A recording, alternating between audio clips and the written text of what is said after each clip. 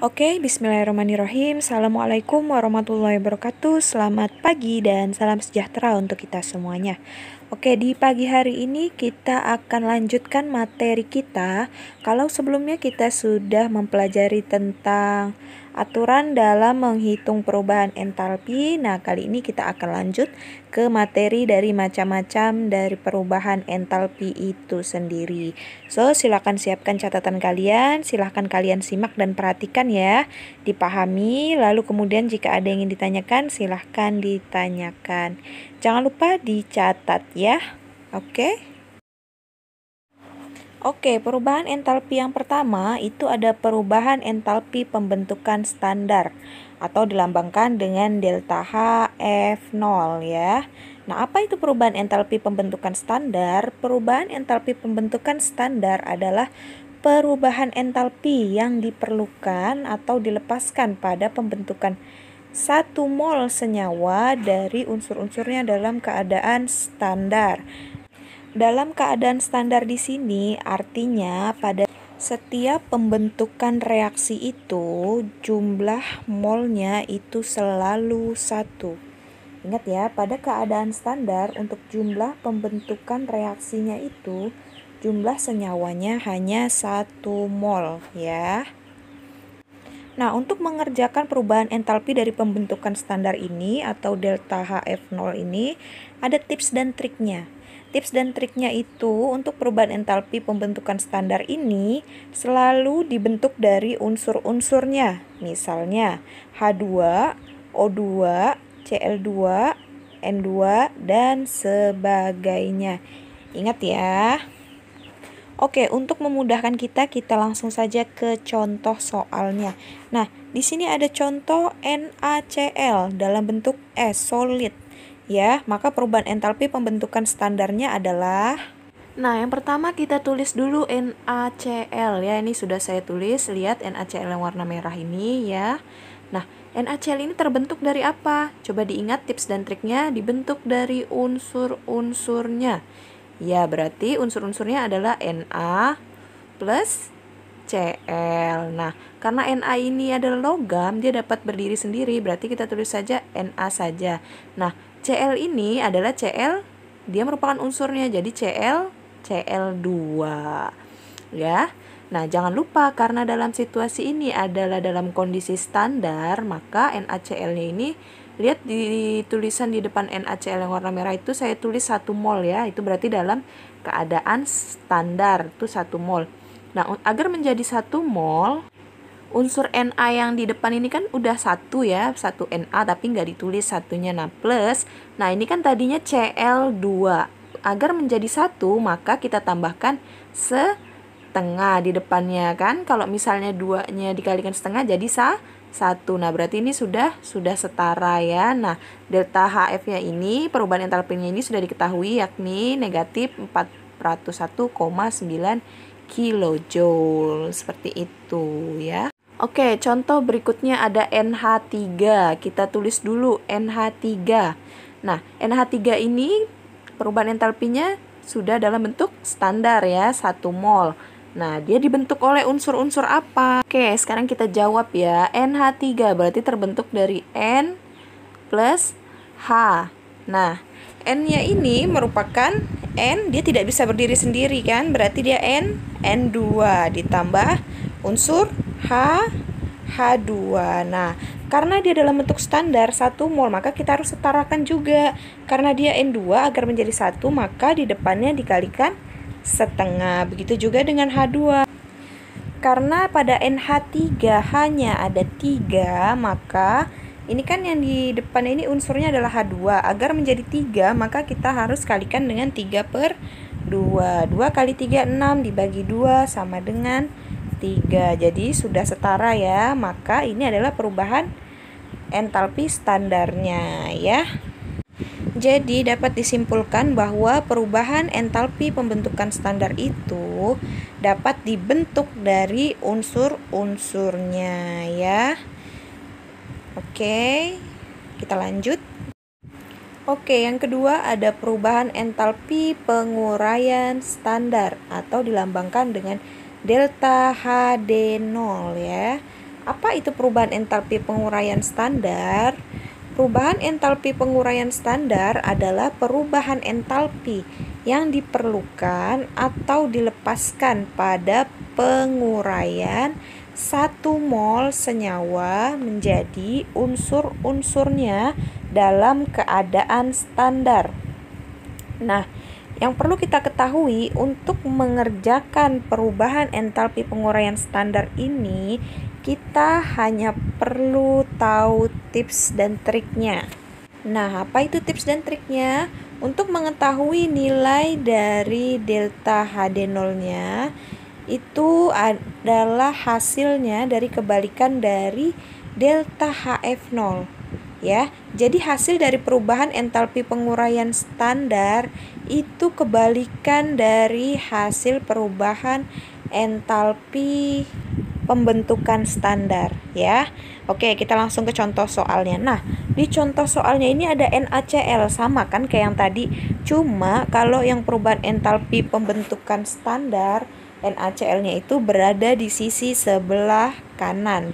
Nah, untuk perubahan entalpi penguraian ini, NaCl-nya hasil dari reaksinya berada di sebelah kiri. Karena apa? Karena dibalik, ya. Ingat tipsnya. Begitu juga dengan nilai dari perubahan entalpi penguraian standarnya, delta Hg-nya. Itu dibalik, tadinya kan yang delta Hf-nya itu minus 401,9.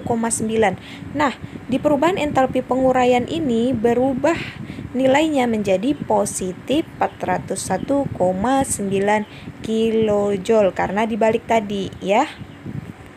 Untuk pengerjaan selebihnya itu sama kurang lebih dengan yang delta HF, ya, perubahan entalpi pembentukan standar. Nah, contoh lainnya ada SO2. Nah, SO2 maka perubahan entalpi penguraian standarnya gimana? Sama, kita uraikan juga unsur-unsurnya. Jadi SO2 itu unsur-unsurnya adalah S dan O2. Jadi S plus O2. Jadi seperti itu. Nah, kalau mau kita ubah, misalnya yang ditanya perubahan entalpi pembentukan standarnya, maka ya sudah tinggal kita balik saja. Berarti S ditambah O2 maka menghasilkan SO2.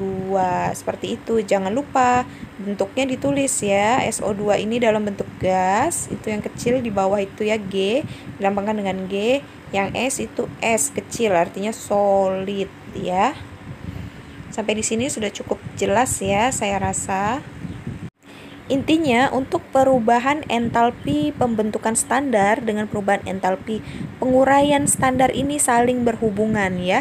Apabila kalian bisa mengerjakan perubahan entalpi pembentukan standar, maka kalian juga bisa mengerjakan perubahan entalpi penguraian standar. Selanjutnya itu ada perubahan entalpi pembakaran standar atau dilambangkan dengan delta Hc0, ya.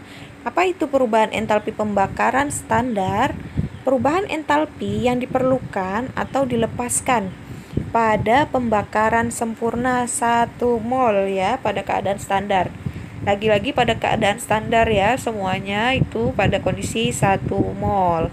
Nah, gimana tipsnya nih cara mengerjakannya?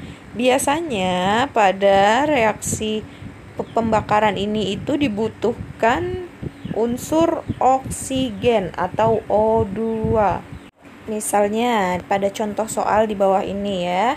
Ini ada etanol dilambangkan dengan C2H5OH. Nah, bagaimanakah perubahan entalpi pembakaran standarnya? Nah, karena dia pembakaran, maka dia ditambahkan dengan apa tadi?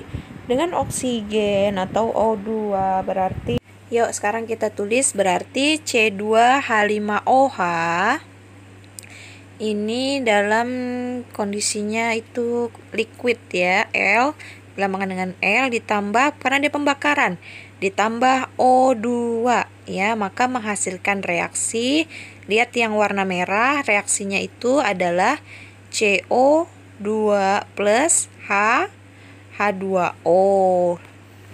Nah, setelah itu kita cek di sebelah kanan, yang hasil reaksi dengan sebelah kiri dengan reaksinya ini sudah setara belum nih nilainya. Nah, karena dia belum setara, maka kita setarakan dulu ya. Di sisi sebelah kiri itu C-nya ada 2, sementara di sisi sebelah kanan C-nya 1. Maka kita tuliskan, kita tambahkan 2 di sisi sebelah kanan, berarti jadi 2 CO2 ya. Nah, selanjutnya O-nya. O-nya di sisi kiri ada berapa? 1, 2, 3, ada 3 kan? Nah, sementara di sisi kanan itu ada 5. Nah, sekarang bagaimana caranya agar dia bisa setara? Nah, karena di sisi di sisi kiri itu ada 3, di sisi kanan ada 5, maka agar setara kita sama-sama kalikan 3 yang di sisi kiri itu di O2 ya, berarti 3O2 jadi 3O2, sedangkan pada sisi kanan itu jadi 3H2O. Coba kita hitung ya. Untuk yang sisi kiri jumlah O-nya sudah ada berapa? 1, yang di C2H5 itu ada 1, lalu ditambah 6 ya, dengan 3O2 berarti ada 6. Nah, sedangkan pada sisi kanan itu ada pada 2CO2 itu ada 4 O-nya ya. Lalu ada 4 ditambah 3O berarti 7O. Berarti udah standar ya nilai O-nya antara sisi kiri dan sisi kanan. Nah, untuk perubahan entalpi pembakaran standarnya atau delta HC0-nya itu bernilai negatif. Karena apa? Karena setiap reaksi pembakaran itu selalu melepaskan kalor ya. Nah, karena dia melepaskan dan merupakan reaksi eksoterm, maka nilainya selalu negatif ya.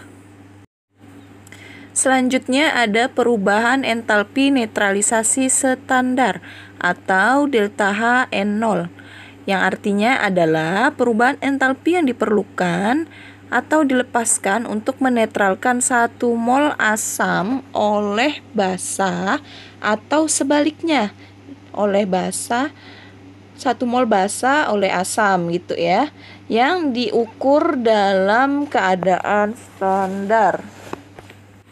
Nah, contohnya ya, NaOH dalam keadaan apa nih? Dalam keadaan larutan ya, aqueous. Ditambah HCl sama kondisinya dalam bentuk larutan, aqueous, itu menghasilkan NaCl plus H2O ya. Ini dalam kondisi standar, yang mana NaOH-nya itu jumlahnya 1 mol dan hasilnya juga NaCl-nya ini juga jumlahnya 1 mol dengan perubahan entalpinya itu adalah negatif 50 kJ. Kenapa negatif? Sama seperti yang pembakaran, dia merupakan reaksi eksoterm yang melepaskan kalor, melepaskan panas ya, melepaskan energi panas. Jadi hasilnya itu negatif 50. Dari mana Bu tiba-tiba ada negatif 50? Ini sebenarnya sudah diketahui. Ini sebenarnya misalnya diketahui delta HN-nya itu, perubahan entalpi netralisasi standarnya itu misalnya adalah 50 kJ. Nah, karena dia merupakan perubahan entalpi netralisasi standar yang merupakan reaksi eksoterm melepaskan energi kalor, maka tinggal kita tambahkan di depannya, tambahkan muatan negatif. Jadi delta HN0-nya itu sama dengan negatif 50 kJ. Nah, itu tadi adalah contoh soal untuk reaksi dalam kondisi standar 1 mol ya. NaOH-nya 1 mol menghasilkan NaCl plus 2, H2O-nya juga 1 mol. Nah, sekarang gimana kalau misalnya terdapat 2 NaOH plus H2SO4, maka menghasilkan apa? Na2SO4 plus 2H20 ya, dengan diketahui delta HN0-nya itu sama dengan negatif 200 kJ per mol. Nah, dalam artian di sini berarti bukan dalam kondisi standar, bukan dalam keadaan standar ya, karena ini ada molnya itu lebih dari 1. Nah, gimana cara mencari perubahan entalpi netralisasinya? Oke, kita sekarang cari delta HN0 dari NaOH.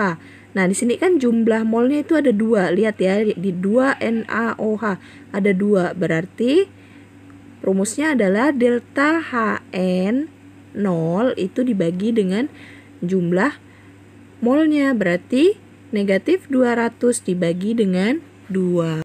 Jadi delta HN0 untuk NaOH-nya itu sama dengan negatif 100 kJ per mol. Nah, begitu juga selanjutnya H2SO4. Nah, karena ini jumlah molnya hanya 1, maka delta HN0-nya hanya sama dengan minus 200 kJ per mol ya. Jadi tidak perlu dibagi karena jumlah molnya hanya 1. Seperti itu ya, anak-anak. Yang selanjutnya itu ada perubahan entalpi penguapan standar atau delta H VAP 0. VAP adalah evaporasi ya, bahasa Inggrisnya dari penguapan. Nah, apa itu delta H VAP 0?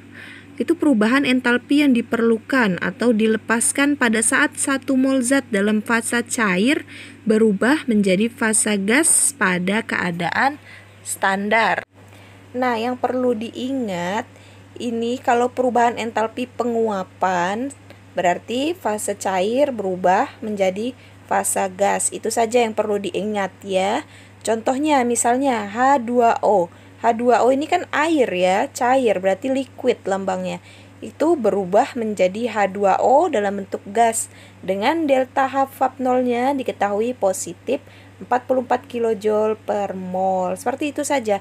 Intinya kalian harus tahu perubahan entalpi penguapan standar itu adalah perubahan entalpi yang diperlukan dan dilepaskan pada saat 1 mol zat dalam fase cair yang berubah menjadi fase gas pada keadaan standar ya. Oke, perubahan entalpi yang selanjutnya itu ada perubahan entalpi peleburan standar atau delta H fusion ya, peleburan itu delta H fusion. Perubahan entalpi peleburan standar itu adalah perubahan entalpi yang diperlukan atau dilepaskan pada saat 1 mol zat dalam, yang perlu diingat ini adalah peleburan, berarti dalam fase padat berubah menjadi fase cair pada keadaan standar. Nah, contohnya sama seperti yang tadi, itu ada H2O, itu dalam bentuk padat ya. Lalu kemudian berubah bereaksi menjadi bentuk cair atau liquid. Dengan diketahui nilai delta H fusionalnya itu sama dengan positif 6,01 kJ per mol ya.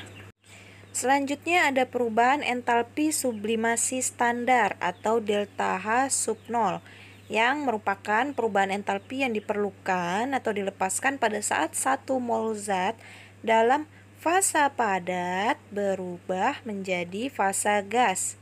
Ya, ingat ya, fase padat berubah menjadi fase gas pada keadaan standar. Contohnya sama seperti tadi, hanya saja ini H2O dalam bentuk padat atau solid ya, lambangnya itu menjadi H2O dalam bentuk gas ya. Seperti itu saja contohnya, oke. Nah, yang terakhir ada perubahan entalpi pelarutan standar yang merupakan perubahan entalpi yang diperlukan atau dilepaskan pada saat 1 mol zat melarut pada suatu pelarut pada keadaan standar. Nah, contohnya di sini ada HCl dalam bentuk gas yang berubah menjadi HCl dalam bentuk larutan atau aqua ya. AQ lambangnya, oke. Nah, mungkin sampai di sini dulu ada yang ingin ditanyakan. Nah, untuk biasanya untuk perubahan macam-macam perubahan entalpi ini yang sering keluar di soal-soal latihan atau ulangan seperti itu palingan yang perubahan entalpi nomor 1, 2, dan 3 saja ya. Jadi nanti kita coba kerjakan contoh-contoh soal yang ada ya, agar kita bisa lebih memahami materi macam-macam perubahan entalpi ini. Nah, sebelumnya saya juga mohon maaf dengan kalian kenapa materinya saya tulis seperti ini, karena memang laptop saya itu sedang bermasalah ya, tapi semoga dengan materi yang seperti ini pun semangat belajar kita tetap semangat ya. Semoga mudah dipahami, dan jika memang ada yang ingin ditanyakan silahkan ditanyakan. Kurang lebihnya saya mohon maaf. Wabillahi taufiq wal hidayah. Assalamualaikum warahmatullahi wabarakatuh. Terima kasih.